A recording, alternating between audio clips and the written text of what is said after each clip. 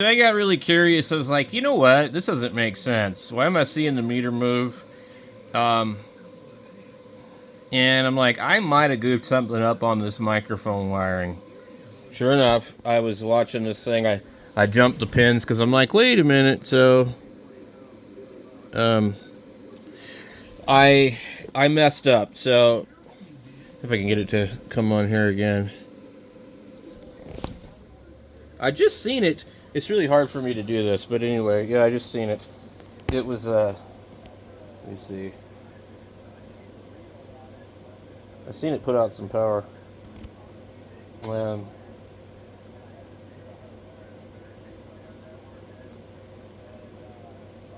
Anyway, I might have had it. I might be incorrect. I don't know. Maybe. Well, I guess I spoke too soon when I said I was done working on this radio. So this happens quite a bit. I look at a microphone connector. So here's an example. There's a picture. You have your pins there. I love this diagram here. I never seen this one before, but they got the colors on it, so you're like, you could kind of sort it out in your head. Red is usually receive. Yellow is usually audio, and one is usually ground. Or I'm sorry, red's usually TX. Blue, and red. Yeah, usually when you got blue and red. But anyway, we had the audio. Let me zoom in here. We had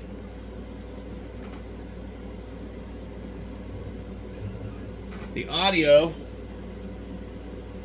which is pin 2, and the transmit wires switched around because, you know, I'm dyslexic and all that good stuff. So, the radio didn't work as far as transmit. But I did fiddle around and push a combination of pins, and lo and behold, I saw some power come out of the radio. So I knew that I did something wrong. So I haven't tested this yet. I switched them around. I could be completely lying and making an idiot of myself. I've also got a little wire here. I'm going to see if I can jumper the receive.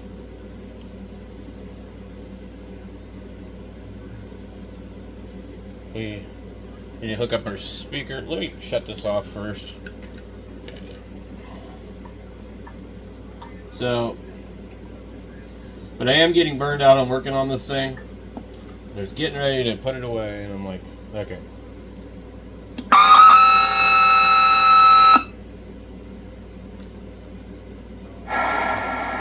I don't know how it did that. Oh. That choke on the board over there is touching. Okay.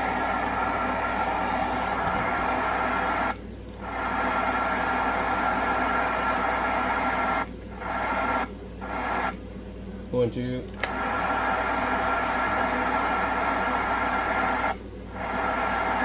Hello. I wonder how this thing put out power, because we're not putting out any power.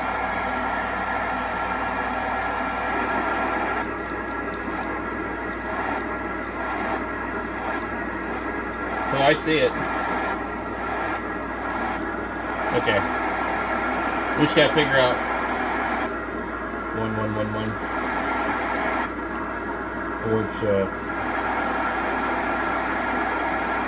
gotta figure out our VCO. You hear how it did that? VCO's off.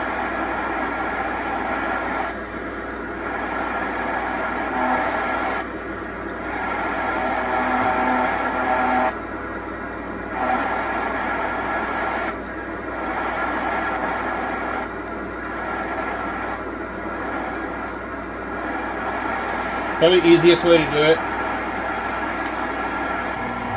is tune the VCO until I hear it on this one. 1, 2. When it gets to where it needs to be, this thing locks. 1, 2, 1, 2. Yeah, we've got audio. Hello. See right there. 1, 2, 3, 4. 1, 2, 3, 4. Oh wow. This thing's kicking it out. let me put it on the dummy load. Oh, 4 watts, 3 watts, 4 watts, somewhere around there. Oh, 1, 2, 3, 4, about 20 watts PEP. Well, let's see if we can get sideband. 1, 2, 3, 4. Hell yeah.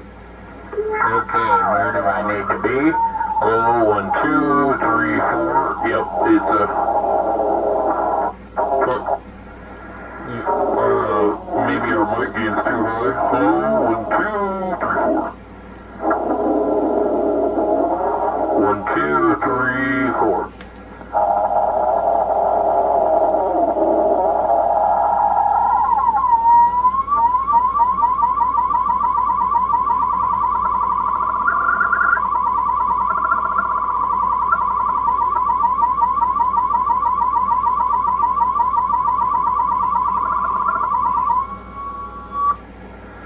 And that's 0 beat. Oh, 1, 2, 3, 4. I turn the mic gain up. Where does it sound good? Well, look at that. That thing is swinging all over the place. Oh, 1, 2, 3, 4. We're actually making more power on AM. Oh, do. Okay, so it's about like really seriously limited to 12 watts on SSB. I was getting like 20. And I filmed none of that, guys. I really am so sorry. Okay. So. Okay. 1, 2, 3. You can see it's working on sideband. Let's go back to AM. Oh, 1, 2, 3, 4. 1, 2, 3, 4. It does a little bit more. Yeah, it does it does 20 watts PEP. I'm reading on a PEP meter. Well, let me get this back in the radio so I don't have to mess with it. But before I do that, I want to see what happens. Where did I? We're on the dummy load, so we can't really hear anything.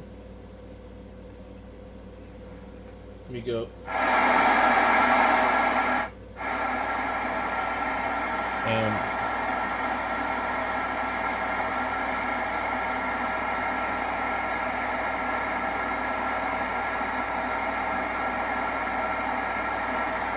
I want to see.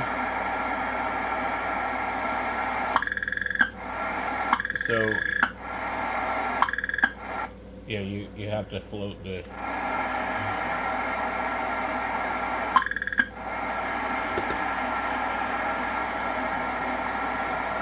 What I want it to receive without having the microphone, but I don't see a way to do that.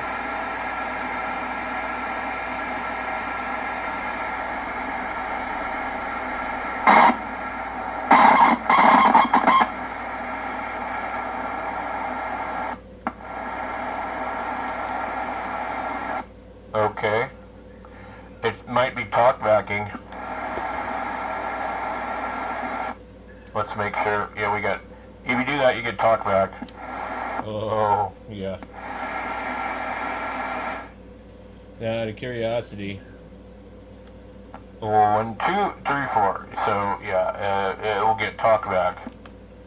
I don't want that.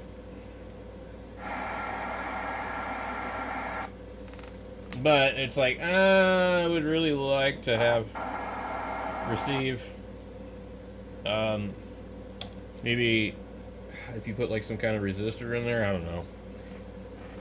So anyway, I spoke too soon about this damn thing as far as, a few things. But anyway, we're still going to put it on the shelf after we put it back together because I don't have time to sit here and figure out the VCO. I don't have any other varactor diodes to try. And every time that I take that thing in and out of there, I already tore up a trace on the board. And I'm using a desoldering tool. actual like solder sucker. Okay, well, there we go. That's this guy here. The ring sticks out a little bit on here because I put the lock ring behind it, which is perfectly fine.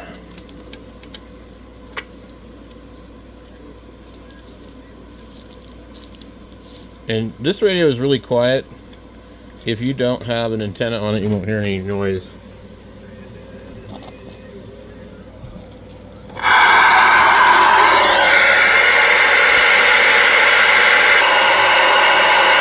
I need to find a screw for that.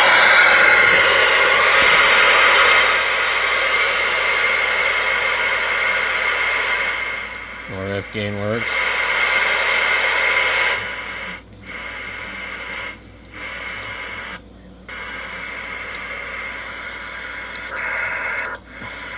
So it's just basically a VCO problem, and we just need a proper VCO done up for it. I think changing one of the capacitors in the VCO would let the varactor diode cover a wider range. Otherwise, we just really need like what was originally used in it, which is impossible to find anymore. They actually just don't make it. So it has a very, very narrow tuning range before the VCO loses lock. And I could be wrong, but that's the conclusion I've come to. We had everything else works. So, and about 20 watts peak on AM with about 3 or 4 watts average. So, got some good modulation there. So that's the True Tone Midland 79, whatever the hell it is.